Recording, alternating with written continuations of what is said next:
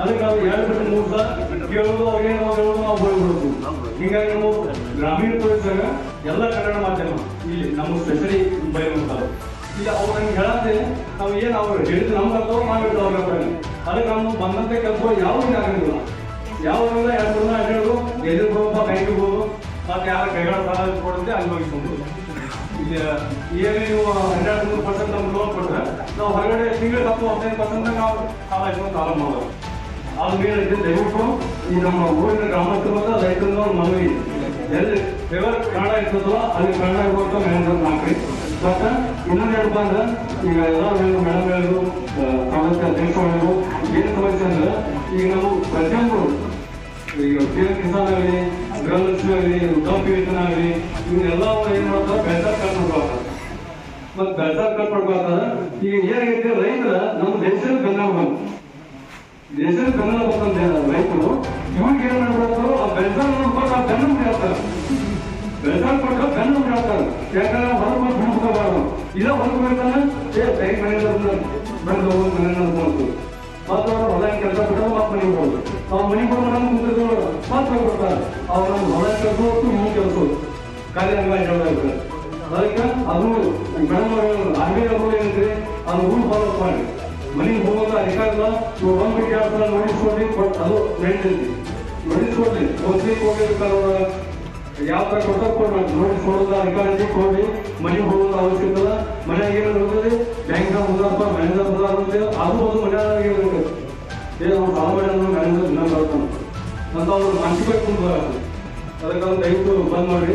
ಆಮೇಲೆ ಈಗ ಮೇಡಮ್ ಅವ್ರು ಹೇಳಿದಂಗೆ ಈಗ ಸಂಬಂಧಪಟ್ಟಂತೆ ನಮ್ಮ ಬ್ಯಾಂಕ್ನಾಗ ಇವತ್ತು ಮತ್ತೆ ಅಲ್ಲೊಂದು 2-3 ವರ್ಷ ನಾನು ಅವರ ಮೇಲಿನ ಅಧಿಕಾರಿಗಳು ಮಾತಾಡಿ ಕನ್ನಡ ಅವ್ರಿಗೆ ಕಟ್ಟವ್ರಂತ ಹೇಳ್ತಾರೆ. ನಮಗೆ ಭಾಷೆ ಹೊಂದಾಣಿಕೆ ಗೊತ್ತ್ರಿ.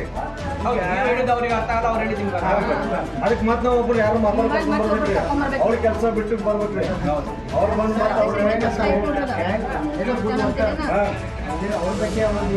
ಭಾಷೆ ಬಗ್ಗೆ ಅವ್ರ ಸಾಮಾನ್ಯ ಅವರು ಹೆಲ್ಪ್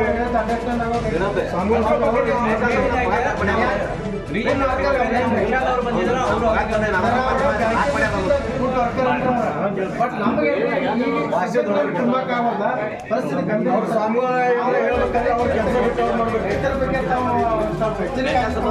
ಓಕೆ, ಏನು ಇವತ್ತ ನಮ್ಮ ಬೆಳಗಾವಿ ಜಿಲ್ಲೆಯ ಬೈಲಹೊಂಗಲ ತಾಲೂಕಿನ ನಯಾನಗರ್ ಎಂಬ ಗ್ರಾಮದಲ್ಲಿ ಇವತ್ತ ಏನು ಸಿಂಡಿಕೇಟಿ ಬ್ಯಾಂಕು ಈಗ ಕೆನರಾ ಬ್ಯಾಂಕ್ ಅಂತೇಳಿ ಮರ್ಜ್ ಆಗೈತಿ. ಆ ಬ್ಯಾಂಕಿನಲ್ಲಿ ಇವತ್ತ ಅಲ್ಲಿರ್ತಕ್ಕಂಥ ಮ್ಯಾನೇಜರ್ ಇವತ್ತು ಬಹಳಷ್ಟು ರೈತರಿಗೆ ಈ ಫಸಲ್ ಬಿಮಾ ಯೋಜನೆ ಇರ್ಬೋದು, ಅಂಗವಿಕಲ ಇರ್ಬೋದು, ವಿಧವಾ ಇರ್ಬೋದು, ವೃದ್ಧಾಪ್ಯ ಇರ್ಬೋದು, ಇವೆಲ್ಲ ಯೋಜನೆಗಳ ಬರ್ತಕ್ಕಂಥ ಹಣವನ್ನು ಇವತ್ತು 2,000 ರೂಪಾಯಿ ಇವತ್ತು ಸರ್ಕಾರ ಇವರ ಹೊಟ್ಟಿ ತುಂಬಿಕೋಲಿ ಏನೋ ಹೊಟ್ಟಿ ಉಪಜೀವನ ನಡೀಲಿ ಅಂತ ಸರ್ಕಾರ ಕೊಟ್ಟಿರ್ತಕ್ಕಂಥ ಹಣವನ್ನು ಇವತ್ತು ಲೋನಿಗೆ ಜಮಾ ಮಾಡ್ಕೋತಕ್ಕಂಥದ್ದು ಮತ್ತು ಮತ್ತೆ ಅದಕ್ಕೂ ಇವತ್ತು ಸಾಲ ಸ್ಟಾಪ್ ಮಾಡುವಂಥದ್ದನ್ನು ಹರಾಸ್ಮೆಂಟ್ ಮಾಡತ್ತಿರು. ಆ ಕಾರಣಕ್ಕಾಗಿ ಇವತ್ತು ಇಲ್ಲಿ ಇರ್ತಕ್ಕಂಥ ಕರ್ನಾಟಕ ರಾಜ್ಯ ರೈತ ಸಂಘ ಮತ್ತು ನಮ್ಮ ಎಲ್ಲ ಸುಮಾರು ಗ್ರಾಮದ ಎಲ್ಲ ರೈತರು ಸೇರಿ ಇವತ್ತು ಈ ಶಾಖೆಯನ್ನು ಬಂದ್ ಮಾಡಿ ಈ ಇರ್ತಕ್ಕಂಥ ನಮ್ಮ ಬೆಳಗಾವಿ ಜಿಲ್ಲೆಯ ಲೀಡ್ ಬ್ಯಾಂಕ್ ಮ್ಯಾನೇಜರ್ ಅವರ ಅನ್ನು ಕೂಡ ಇವತ್ತು ಇಲ್ಲಿ ಕರೆಸಿ ಇದನ್ನ ತಕ್ಷಣ ಈ ಲಾಕ್ಗಳನ್ನು ಖಾಲಿ ತಕ್ಷಣ ಇದನ್ನ ಸರಿ ಮಾಡಬೇಕು, ಚಾಲ್ತಿ ಮಾಡಬೇಕು ಅನ್ನೋವಂಥದ್ದು ಒತ್ತಾಯ ಮಾಡಿದೀವಿ. ಭಾಳಷ್ಟು ಇವತ್ತು ರೈತರ ಲೋನ್ಗಳನ್ನ ಇವತ್ತು ಅವ್ರು ರಮೇಶಿ ಲೋನ್ಗಳು ತುಂಬ್ಕೊಂಡಾರ. ಹೋಜಾ ಕೂಡ ಇವತ್ತು ಉತ್ತಾರದಾಗ ಅದಾವ. ಇದೆ ಇದ್ದಾಗೂ ಕೂಡ ಹೊಳ್ಳಿ ಸಾಲ ವಾಪಸ್ ಕೊಟ್ಟಿಲ್ಲ. ಅದು ಕೂಡ ಈಗ ಲೀಡ್ ಬ್ಯಾಂಕ್ ಮ್ಯಾನೇಜರ್ ಕ್ಲಿಯರ್ ಆಗಿ ಹೇಳಿದೀವಿ. ಇಲ್ಲಿ ಇರ್ತಕ್ಕಂಥ ಮ್ಯಾನೇಜರ್ಗೆ ಕನ್ನಡನ ಬರಂಗಿಲ್ಲ.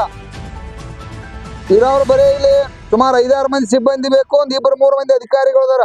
ಸಿಬ್ಬಂದಿಗಳು ಕೂಡ ಇಲ್ಲ.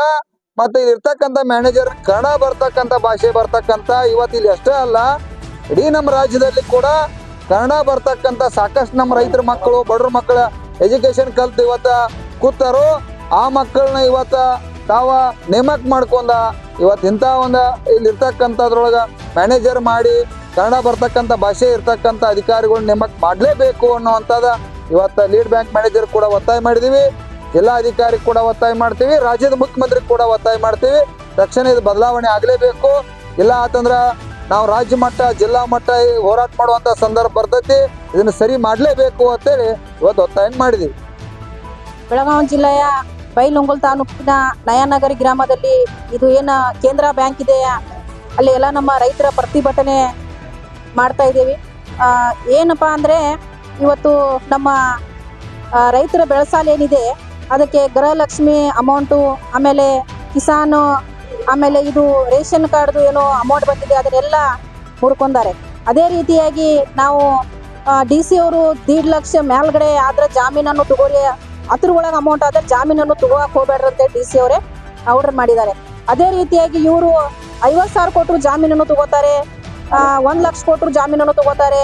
ಆ ಜಾಮೀನು ಅಕೌಂಟನ್ನು ಎಲ್ಲ ಹೋಲ್ಡ್ ಮಾಡಿ ಅವ್ರ ಅಕೌಂಟಿಗೆ ಯಾವ ದುಡ್ಡು ಬರ್ತಾರಲ್ಲ ಅದನ್ನು ಕಟ್ ಮಾಡ್ಕೊಂತಾರೆ.